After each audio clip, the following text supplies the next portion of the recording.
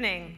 Thank you, Paul, Shana, for your kind introductions, and thank you to all of tonight's speakers for your inspiring and energizing messages. I want to extend a most heartfelt thanks to the Rosoff Committee and the Ad Club for bestowing this honor upon me and my team. I might be the one on stage, but they are the ones working relentlessly behind the scenes to realize our ambitious vision.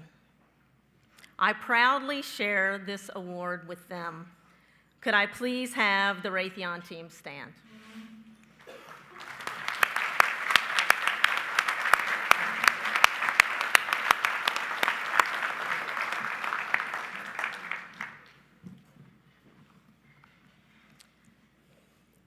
I also want to acknowledge the great work of my fellow nominees who share our struggles and successes on this journey. Finally, I'm extremely fortunate to have the support of my family and especially to have my husband and son with me this evening.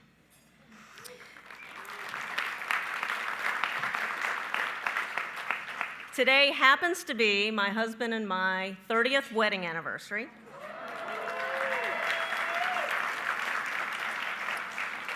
So thank you all for enjoying our romantic celebration with us. Before I get into what we're doing at Raytheon today, let me tell you a little bit about who we are. We're a Boston-based company that serves customers in more than 80 countries. We've always been driven by our mission to create trusted, innovative solutions to make the world a safer place. We've used different words to express that mission over the last 95 years, but our overarching mission has never changed. Similarly, we've always promoted a core set of values, and these values frame our approach to building a diverse workforce and fostering an inclusive environment. I want to highlight some of the efforts within this approach as well as some of the recent recognition that we've received. We sponsor 9 employee resource groups with 17,000 members worldwide. That's almost 30% of our total population. We analyze every aspect of our pay structure to ensure that we're paying equally for men and women in the same roles, and we do that because it is the right and fair thing to do.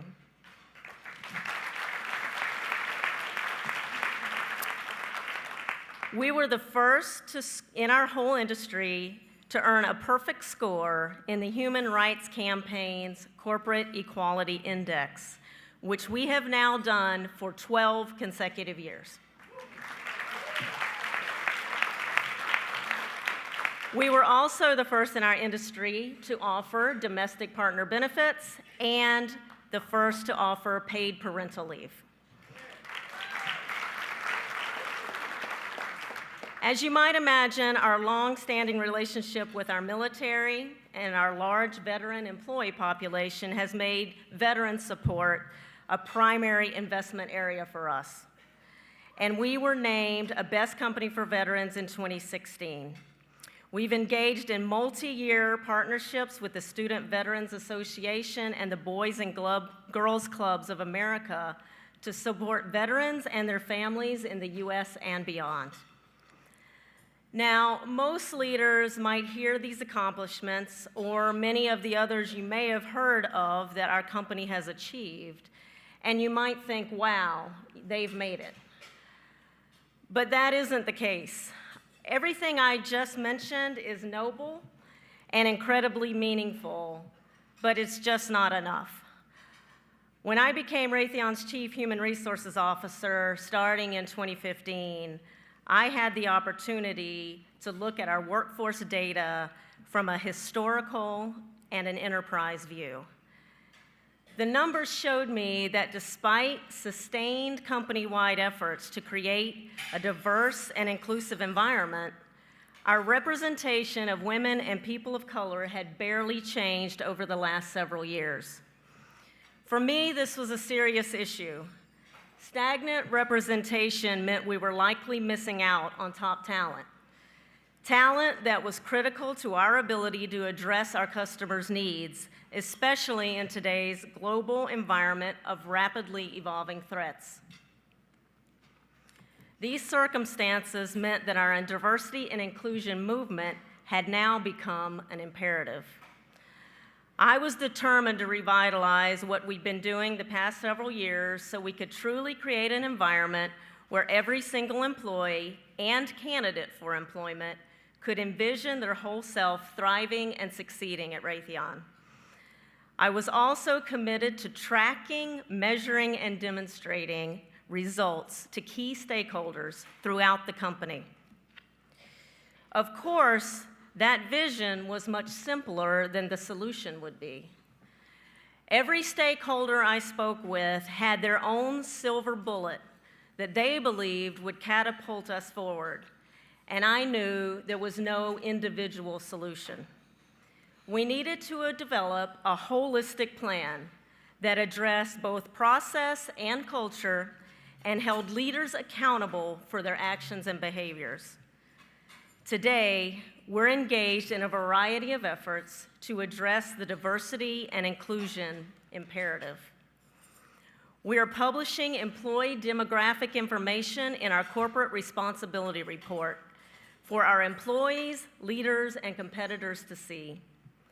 We're targeting a variety of talent acquisition and talent development processes that affect the representation of women and people of color in our leadership pipeline. We are requiring all managers to complete diversity-related learning on topics like unconscious bias and inclusive leadership. We launched a corporate-wide campaign called Diversity 2020 to help our managers better understand and champion why diversity and inclusion is a business imperative, and to give them specific tools and resources to meet their objectives. We recently held our Women's Forum earlier this month, and we discussed specific challenges women face in our environment, and we together developed actionable strategies to overcome them.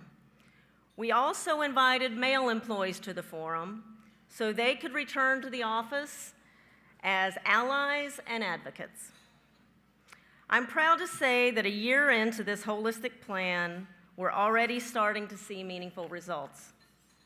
We continually measure and evaluate our progress to understand what's working, what's not working, and what new opportunities and challenges might be emerging.